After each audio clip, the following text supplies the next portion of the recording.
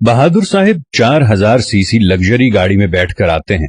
उनकी गाड़ी पर मकरूज मुल्क का सब्ज झंडा लहरा रहा होता है। टैंकी में 50 से 100 लीटर मुफ्त का पेट्रोल होता है। वो कुर्सी पर विराजमान होकर अपने ऑफिस में बैठकर सारे कैमरे आगे लगाकर 275 रुपए फी लीटर की बदखबरी ये कहकर सुनाता है कि मजीद इजाफे के लिए तैयार रहें क्योंकि मुल्क को बचाना है। ये कहकर लशपश गाड़ी में हाथ हिलाता हुआ निकल जाता है क्योंकि इस ऐलान से उसे खुद रत्ती बराबर फर्क नहीं पड़ता। कौम के दर्द में मरने वालों के बयानात का निचोड़ ये है कि मुल्क बचाना है तो फिर महंगाई बर्दाश्त करना होगी। जी बेहतर, मुल्क ही तो बचाना है। क्या आप इसमें हिस्सा डालेंगे? जी, आप जिनको सिर्फ 300 लीटर पेट्रोल की मद में हजारों लाखों रुपए कौमी खजाने से मिलते हैं और ये पेट्रोल 19वें ग्रेड के हर अफसर से लेकर बड़ी कार और बड़ी तौंद वाले हर मुस्तहिक मेंबर पार्लियामेंट को मिलता है। इसी 90 अरब माहाना सिर्फ मुराद पर खा जाने वाले मगरमच्छ सिर्फ 1 साल के लिए क्या मुल्क बचाने में हिस्सा डाल सकते हैं? क्या अपने पैसों से हर चीज खरीद सकते हैं? नहीं, मुश्किल हो जाएगी ना।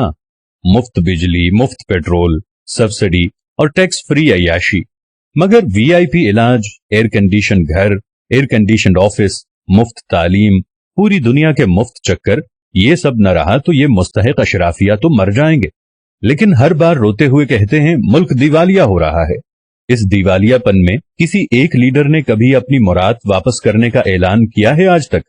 किसी एक बंदे ने 90 अरब रुपए की माहाना अय्याशी बंद करने का नाम लिया क्या? आप कोई सियासी हो, कोई जर्नैल हो, कोई जज हो, कोई आम अफसर हो, कभी किसी एक ने अपनी और नस्ली शहजादों की शाहाना मुराद का नोटिस लिया? नहीं ना। तो मुनाफिकों, फिर रोना किस बात का है? मुल्क के वसीतर मफाद में हमने ही सिसकना, रोना और तड़पना है, तो आपका इस वतन और तकलीफ से क्या ताल्लुक? हम मुल्क बचाने के लिए फाका करने को तैयार हैं। हमसे मुराद अवाम है, लेकिन इस बार अवाम चाहते हैं कि ये अशराफिया भी हिस्सा डाले। ये मुल्क सिर्फ हमारा नहीं है, ये मुल्क सिर्फ गरीब अवाम का नहीं, ये मुल्क सिर्फ सियासतदानों का नहीं, ये मुल्क सिर्फ जजों जर्नैलों का नहीं, ये मुल्क सिर्फ ब्यूरोक्रेट्स का नहीं। अगर ये मुल्क किसी एक का नहीं तो हिस्सा डालने के लिए हर वक्त सिर्फ गरीब ही को क्यों आजमाया जाता है? अगर कोलंबो जैसे हालात पैदा हो गए हैं ना, और एक एक अय्याश को गिरेबान से पकड़कर कौम चौक में ले आए, तो कौम को इल्जाम मत देना। भूख, मुफलिसी, खाली जेब और खाली पेट इतनी बुरी चीज है कि ऐवान हिला देती है। अवाम आपसे कहते हैं कि गरीब के पास खाने के लिए खत्म हो रहा है।